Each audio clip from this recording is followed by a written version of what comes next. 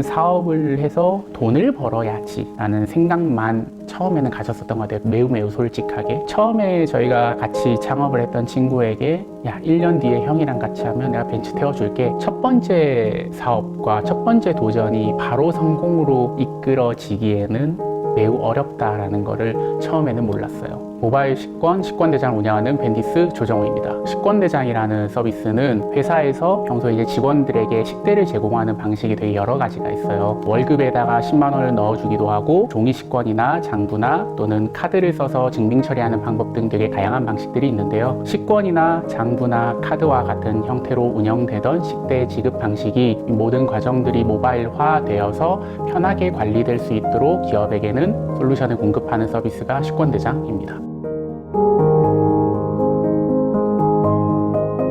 원래 매우 평범한 고시생이었어요. 법대에 진학을 해서 을의 주변 친구들이 사법시험을 준비한다는 것 때문에 저도 그 흐름에 동참해서 신림동으로 가게 된 케이스였고요. 한 3년 정도 공부를 별 생각 없이 열심히 진행을 하다가 같이 공부하던 친구가 어느 날 핸드폰을 바꿨다고 저한테 보여줬는데 그게 첫 번째 아이폰이었던 거죠. 아이폰에 나침반 기능이 당시에 있더라고요. 그게 너무나도 저한테는 좀 신기했어요. 내가 생각했던 것보다 세상이 정말 빠르게 변하는구나 라는 걸 강하게 좀 느끼기 시작을 했었고, 판례들을 외우고 법전만 보고 있는 제 자신이 너무너무 갑갑하게 느껴졌던 것 같아요. 시험을 한 달 앞두고 그동안 공부했던 책을 헌책방에 다 팔고 부모님에게 선언을 하면서 창업을 시작했어요. 저 창업하기로 했습니다. 저희 아버지가 또 공무원이셨거든요. 그러다 보니까 안정적인 삶이 최고의 덕목이고 사랑하는 가치라고 생각하실 수 있는 분이다 보니 걱정을 많이 했어요. 서울에서 이상적인 생각만 가지고 사업을 하는 게 아니냐 고민과 걱정을 많이 하셨었죠.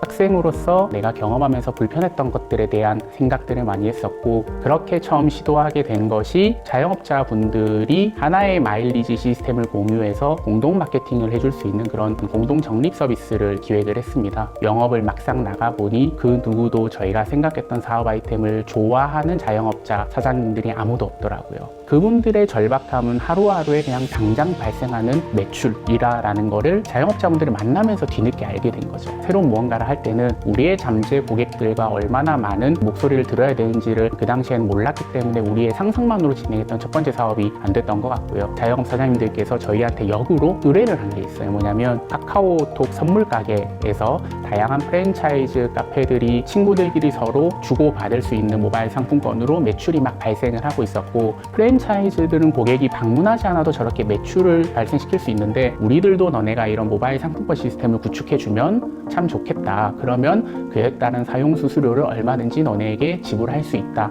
라는 이야기를 듣게 됐어요. 조금 더 자영업자분들이 더 중요시 여기는 것들은 매출이다 라는 것 때문에 소상공인분들을 위한 모바일 상품권을 구축하자라고 한 게 저희의 두 번째 사업 아이템이었습니다. 실제로 영업을 했을 때 국내 주요 상권에 있는 한 500개 정도 되는 식당과 카페들은 거의 다 다닌 것 같고요. 한 250개 정도를 3달 만에 제휴를 완료를 해서 서비스를 런칭을 했는데 처음 사업을 하면서 만들어 온 자본이 한 5천만 원 정도 있었거든요. 국가에서 청년 창업 대출을 받은 자금이었는데 그게 거의 다 이제 소진이 돼서 마케팅할 수 있는 돈이었더라고요. 두 번째 사업 아이템도 실패하나 보다라고 생각을 하고 있을 때 저희 사무실로 한 통에 그냥 전화가 걸려와요. 모 상장사 대표님께서 저희 사업 아이템에 대해 관심이 있다라고 해서 찾아오셨었고, 그 상장사가 계열사를 통해서 모바일 상품권을 대기업과 카카오에 공급하는 비즈니스를 하고 있었던 거죠. 근데 그분이 보기에도 대형 프랜차이즈 위주의 모바일 상품권 시장이 결국은 자영업자들 대상으로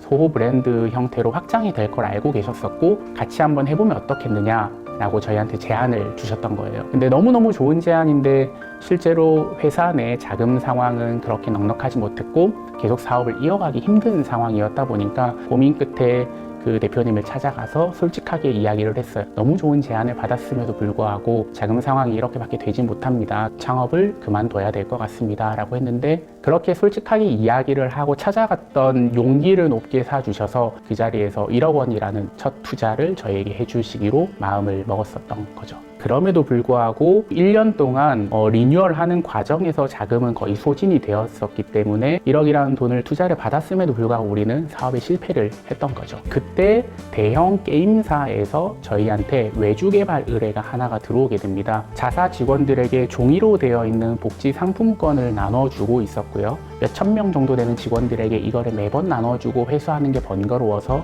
모바일로 좀 관리할 수 있도록 솔루션을 개발해달라는 의뢰를 저희가 받게 됐었고요. 저희한테 의뢰했던 그 게임사만 필요하진 않을 것 같다라고 생각을 해서 투자를 해주신 대표님에게 제가 앞에서 발표를 했어요. 1억이라는 돈으로 모바일 상품권 시장을 뛰어들려고 했는데 저희는 실패를 했고 이런 새로운 식권이라고 하는 기회를 저희가 발견을 하게 됐습니다. 그 과정에서 그 대표님이 다시 한번 벤디스라는 회사를 만들 때 엔젤 투자를 해주시기로 결정을 했습니다. 저는 매우 진정성이 필요하다라고 생각을 해요. 제가 젊은 나이에 창업을 했기 때문에 제가 상대하는 고객들 또는 투자자, 많은 다른 회사의 대표님들은 다 저보다 경험과 나이가 많은 분들일 거라 생각을 했어요. 그래서 제가 빨리 가고 싶어서 제 자신을 과장하거나 꾸미기 시작을 하면 롱런하지 못할 거라는 제 스스로에 대한 확신이 좀 있었습니다. 실패하고 남들보다 좀 느리게 가더라도 진정성 있게 대화에 나가고 사업에 임하자라고 했던 것들이 누군가에게는 감동을 많이 일으켰었고 그 감동이 기회가 됐고 그 기회가 지금의 식권대장으로까지 오게 만들어준 게 아닌가 라는 생각을 요즘도 매우 자주 생각을 하고 초심을 잃지 않기 위해서 노력하고 있습니다. 저희가 지금 이룬 지표들은 식권대장을 통해서 밥을 먹는 직장인들은 한 5만 5천 명, 한 달에 식권대장을 통해서 식사가 이제 소진되는 금액은 지금 현재로서 한 40억 정도. 식권대장이 시장에서 빠르게 성장할 수 있고 환영받을 수 있었던 건 정말 고객이 원하는 수요가 있는 저희의 사업 모델, 그 다음에 프로덕트를 만들었던 게 주요하지 않았나라고 생각을 하고요. 항상 사업을 실패를 했을 때 전혀 관련이 없는 생뚱맞은 아이템을 찾으려 하지 않았었어요. 우리가 했던 거에 대해서 실패한 이유가 뭔지에 대해서 공부하려 했었고, 우리가 접했던 고객들이 이 서비스를 원하지 않는다면 무엇을 원할까에 대한 고민을 했던 것들. 그래서 적립보다는 매출이기 때문에 상품권으로 넘어갔었고, 상품권으로 넘어갔지만 고객과 식당 사장님들을 어떻게 하면 확보할 수 있을까 하다 보니 식권으로 넘어왔었던, 다행스럽게도 그 실패를 통해서 왜 실패했는지를 우리는 이해하려고 했고, 그게 되게 번거로운 과정이거든요. 그러다 보니까 나의 상상, 창업자의 상상 속에서 많은 제품들이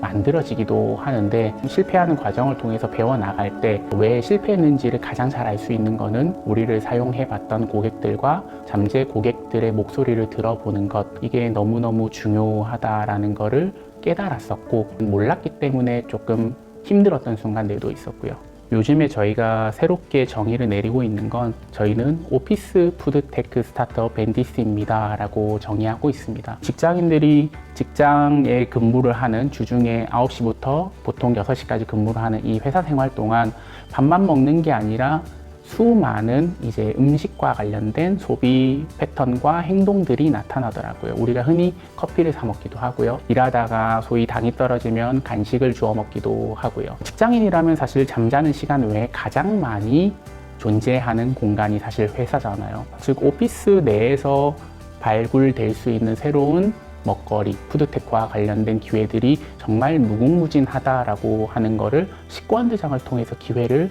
봐오고 있습니다. 본 식사 외에 간식이라든지 커피라든지 또는 뭐 회의나 특별한 날 회사에서 주문해 먹는 케이터링, 도시락류라든지 저희가 중개하고 개입해서 전달할 수 있는 서비스나 컨텐츠가 무궁무진하다라는 걸 깨닫게 돼서 저희는 오피스 푸드테크고 이제 회사 내에서 직장인들이 소비하는 많은 그런 컨텐츠들과 음식들에 대해서 서비스를 확장해 나가려고 고민을 하고 있습니다.